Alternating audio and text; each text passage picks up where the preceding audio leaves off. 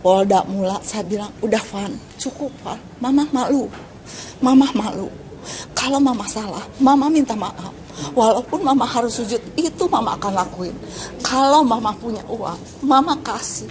Baju pun keluar, saya nggak sanggup yang dia minta, Pak. Saya kerja banting tulang dari muda. Turun naik bus, Pak. Saya kerja. Saya bilang, udah Van, udah. Dia masih jelekin papahnya.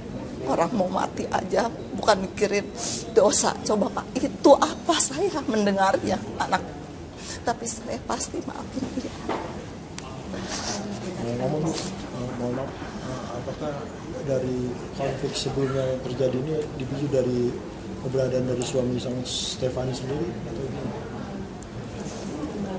Sepertinya iya. Setelah ada pengaruh dari suami. Iya, pasti. Artinya Itu pasti. Stefani terpengaruh oleh suami. Iya, itu pasti. Kalau Stefani sendiri ini anak berapa? Anak ketiga. Itu Dari 4 saudara, kakaknya meninggal. Nah, kalau suami dari Stefani itu kerjanya itu apa ya? Pengusaha oli.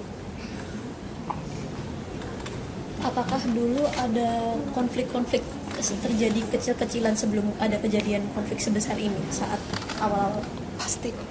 Baik, ceritakan aja. Dia selalu ngadu domba. Saya dengan kakaknya, maksudnya saya dan suami saya tuh diadu domba dengan kakaknya Dendi. Saya dengan suami saya diadu domba dengan adiknya yang kecil. Itu semua saya talar, itu enggak. Terus akhirnya dia ngadu domba saya dengan suami saya. Tapi suami saya hanya senyum. Hati ini kan mendirikan PT Bima Jaya Mustika, itu kan perusahaan ekspedisi muatan. Jadi misalnya ada muatan dari Tanjung Priok dikirim kemana. Nah itulah usahanya beliau ini dengan almarhum suaminya. Nah, sedangkan kalau Stefani itu kan sejak menikah itu 2010, kemudian dia kan membuka usaha 2007 ya. Menikah 2007, kemudian dia 2010 tuh sudah mulai ada konflik dengan pihak keluarga. Tapi kemudian kalau dari segi ekonomi ya, dia itu sekarang kan suaminya pengusaha oli. Jadi kalau dari segi ekonomi sih dia amat sangat mampu, Mbak.